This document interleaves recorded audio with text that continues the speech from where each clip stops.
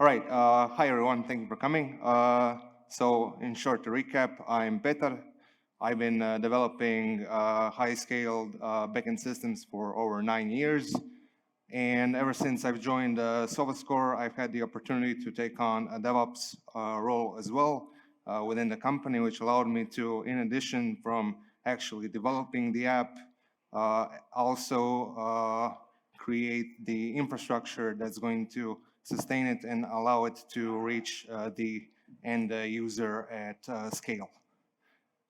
Now, before we begin, since I'm going to be talking about Kubernetes quite a bit, and especially some of the highly advanced topics here, I kind of do expect you to have at least some sort of basic knowledge about certain Kubernetes terminology. For example, what's a deployment, a daemon set, an ingress controller, and so forth. So with that in mind, we're gonna just start with a little preface. Just so in case you don't know what SofaScore is a sports-based application that provides live score updates and in-depth gameplay statistics for over 20 sports. Now, since we do have a global reach, we're a global app, which means that on a monthly basis, we get to see about 22 million active users, which create over 210 billion requests against our backend servers. So that is really a ton of data, more than 700 terabytes of data that needs to be processed. And in order to do that efficiently, our infrastructure has to be stable and fast. Now, I'm going to show you like our typical traffic pattern over here, where you're going to see throughout the week, especially for a sports app, the traffic itself is going to be steady most of the time, except for those peaks, especially like during the weekends or whenever there's like a huge tournament like going around. For example, now there's going to be like a World Cup in football in a couple of months.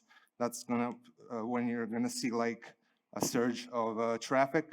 And you would think that that would be like an ideal use case to have like a cloud-based infrastructure where you would anchor onto those peaks of traffic, and then just having like an autoscaler, which would just increase resources during those peaks to sustain the load, and after it's done, it would come back down.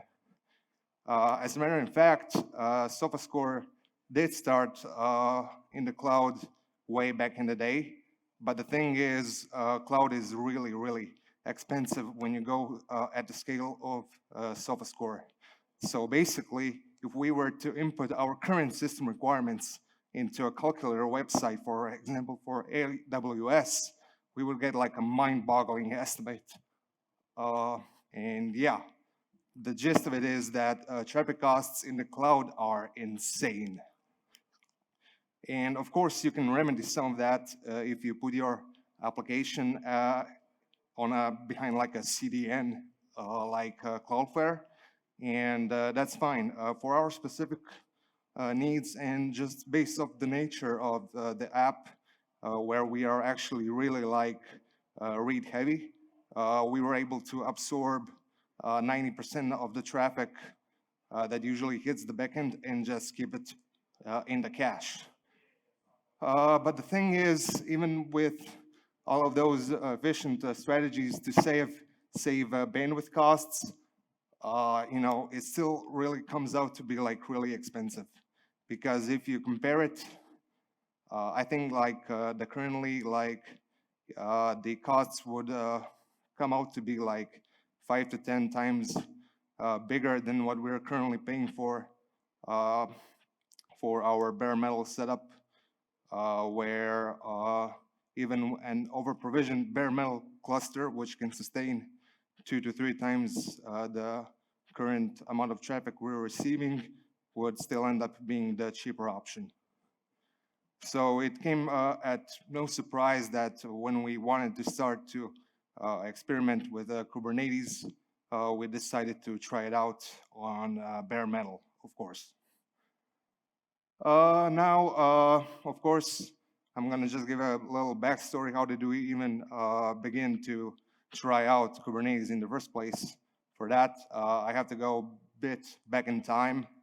So enter the date was March 10th of 2001, back when COVID was still a thing. And you know how it usually goes. It's, you're early in the morning, you grab your cup of coffee, and you start scrolling that Twitter feed of yours, and you scroll down, you keep scrolling down, and you know what happens? You stumble upon a tweet where it says, oh, the OVH data center just caught on fire. So basically, this incident affected like millions of websites, and those just went up in flames, especially if you didn't have a backup. Now, did I mention that our provider of choice for our bare metal was OVH? Oof, yeah, once we realized that the whole location basically just disappeared, the entire data center, we were like, oh, but we do have high availability, right? Yeah, not quite. So the case was we were like actually really lucky that yeah, we weren't in the affected location, which was Strasbourg. We were at a different one. But the reality is, I mean, this fact like hit us like a cold shower. Like that could have been us, and we could have been hit like with a serious business outage, which is really not good. So from that way point forward, we were like, okay, we're gonna make this like a top priority for us to make sure that our infrastructure is highly available by default.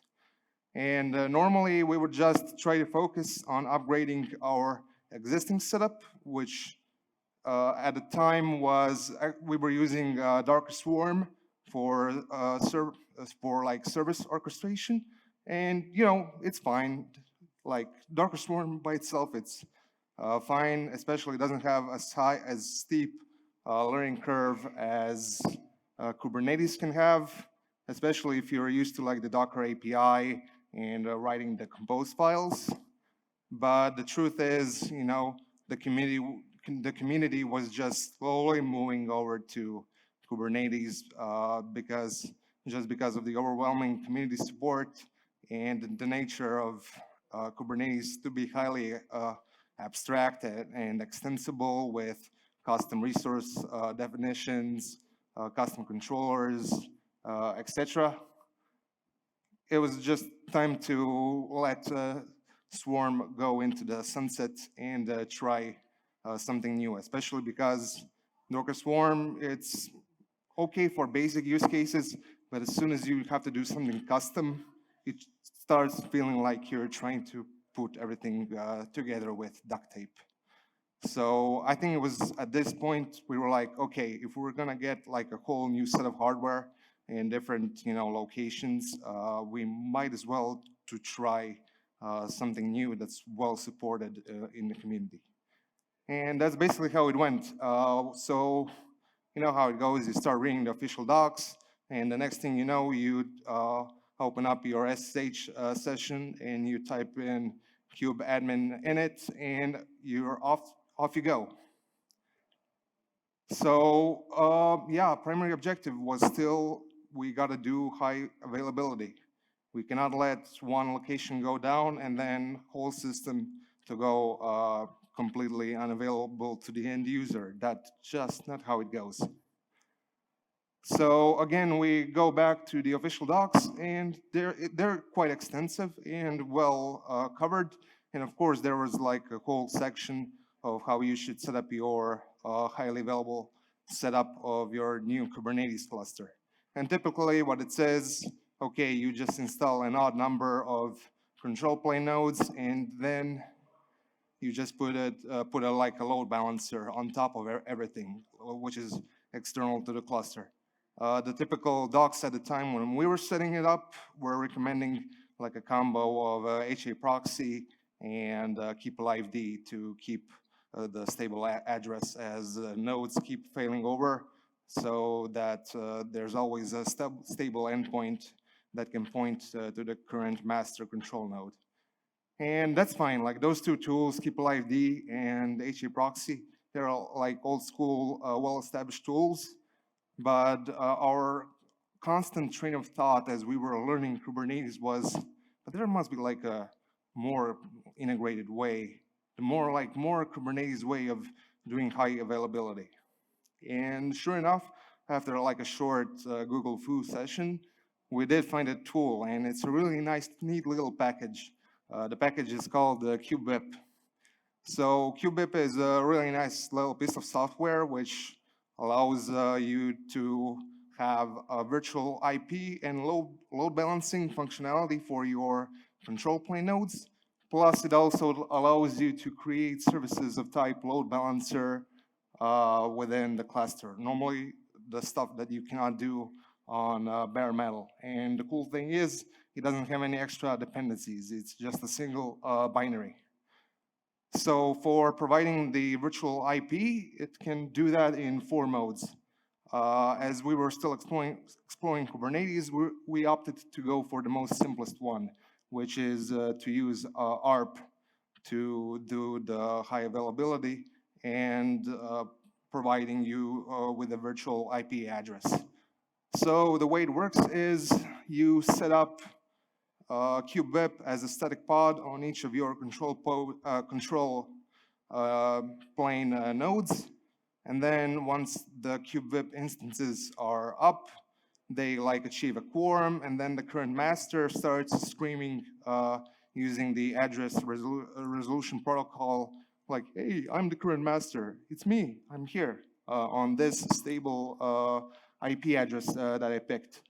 So the only thing that you have to do when you're configuring your new nodes, you just have to match it up with the one that you've configured in Kubip, and then make sure that all the nodes, when they're contacting the API of the cluster, that they use the virtual IP.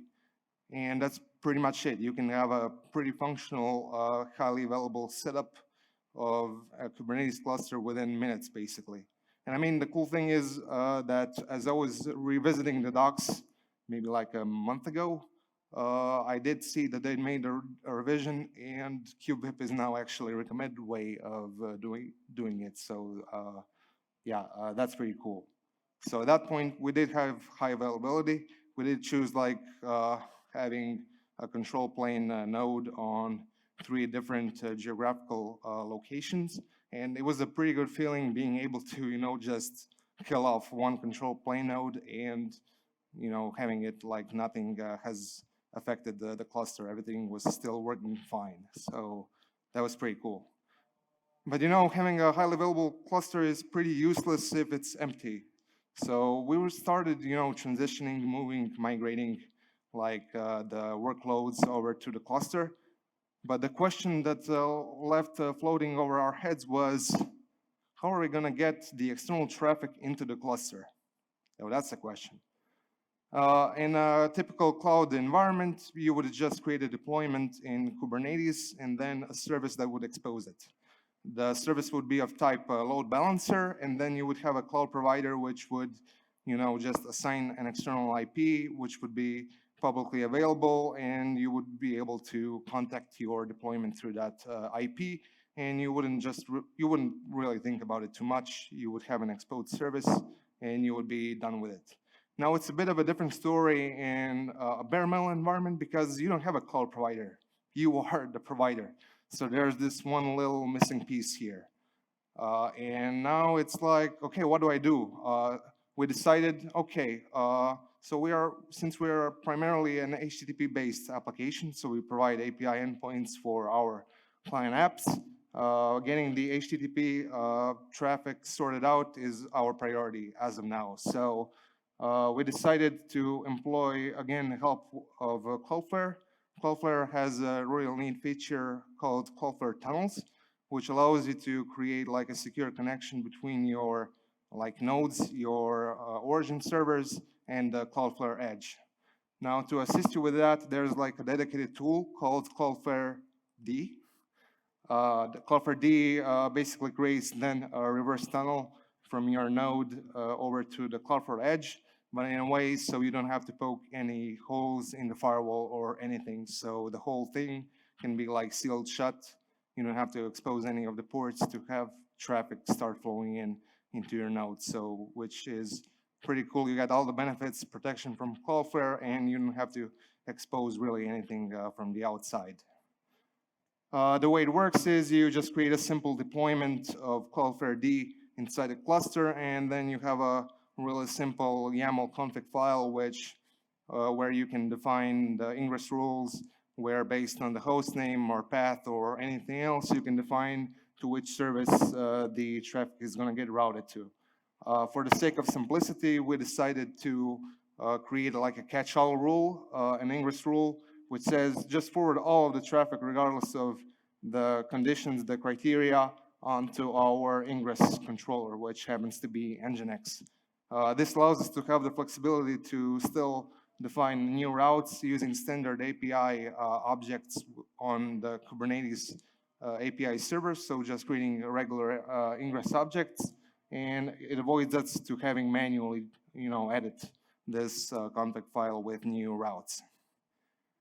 And this solution is pretty cool. It works for obviously HTTP traffic, but obviously there are other use cases, anything that's not HTTP based. For example, we did have like a VPN network using Slack's Nebula that's using UDP. And of course, you cannot proxy that through Cloudflare D, unfortunately. But you know who can? Kubip, and that's where we are going to focus on the second feature, which is maintaining the services of type load balancer, combined with an extension to Kubip, which is called Kubip Cloud Controller.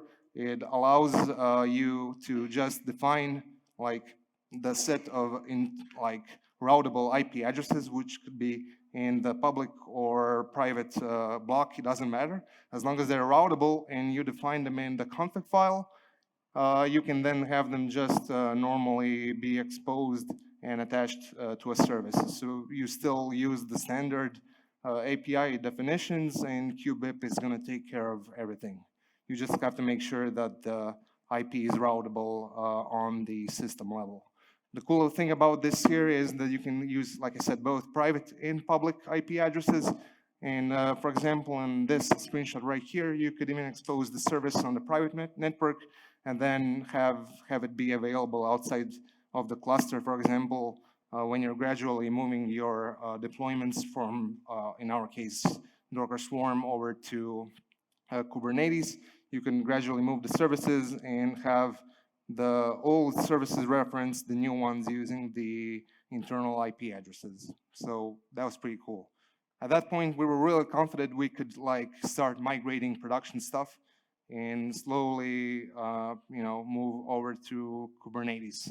But as we were moving the workloads, what happened was we started seeing DNS resolving related errors. It was really strange.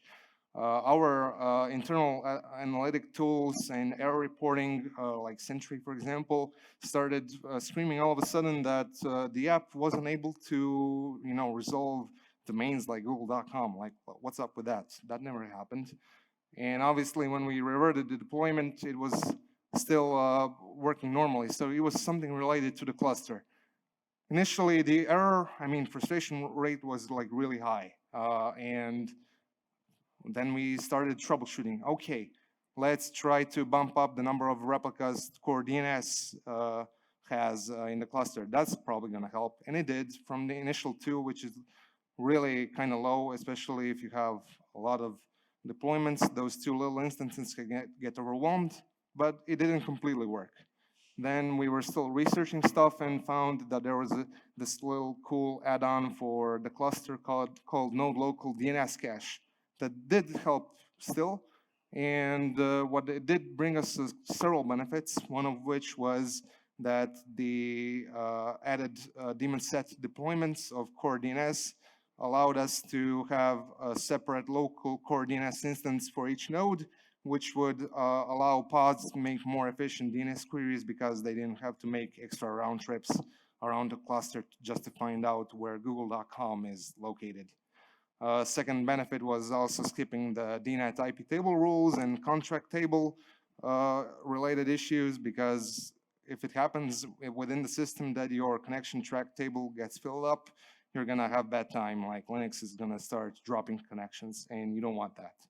And the third added benefit of using this add-on, the non-local DNS cache, was also that the queries to the root core DNS server, the queries would get upgraded from UDP to TCP, which added extra resiliency to the queries. And it was okay, but like I said, it didn't completely resolve our DNS headaches. You know what did? It was switching the base image of container images from Alpine to Debian. Like, it was insane. Just troubleshooting that, it wasn't really I'm gonna try to be nice, but it was really tough to debug. So what the issue was that the way that service discovery in Kubernetes works is that it has a bunch of search domains defined for the base DNS config. And unfortunately, because Alpine uses a different standard C library implementation, which is Muscle and not GNU, basically it comes down to the differences how the DNS resolver implementation works. On Alpine, everything works in parallel, and as it searches for the known domain name, it basically becomes a race condition, and then you would have intermittent failures of resolving a domain that wasn't fully qualified. So in short, if you want to save yourself the trouble of troubleshooting DNS stuff within Kubernetes for production, I would recommend that you don't use Alpine ever. Just saving those few megabytes on the image size simply isn't worth it. So yeah, after we figured out the DNS stuff and we were even more confident we can run the production workloads onto the cluster, the one still missing piece was how are we going to achieve persistence within the cluster? For example, if we want to deploy a database, anything that needs to have its state saved. And that's okay. So how do we deal with persistent storage? In Docker Swarm, we did a really trivial approach. We had an NFS endpoint, a single endpoint, where we would just store the data whenever we need to persist something. And obviously, going back to the main theme of the whole objective of why we are going over to the Kubernetes cluster and what do we want to achieve with it, high availability, NFS wasn't really that appealing because, again, if that single NFS server goes down, yeah, it's, again, everything is gonna, blow up, and we don't want that.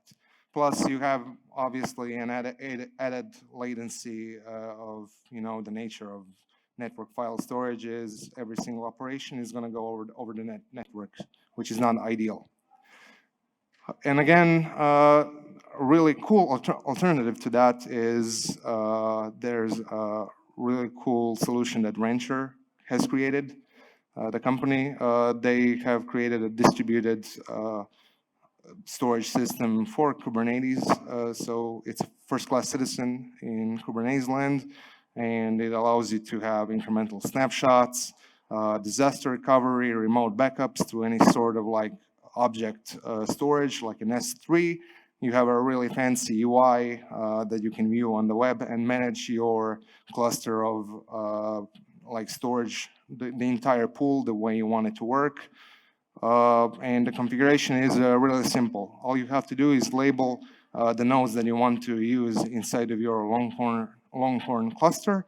And then those nodes are going to have like an engine controller installed that's going to ensure all of the available space can get provisioned as you request them through the persistent volume claims. The cool thing about it is you don't have to then really worry about on which node the workload that relies on the volume is going to get created. If it gets created on a node where there's like no data, like Longhorn is going to ensure that it's going to get replicated on that node, and you don't have to do like workarounds where you would have like a host path mount onto a specific node, and then you would have to use labels to match the deployment so it ends up on the correct machine. You just don't have to deal with any of that.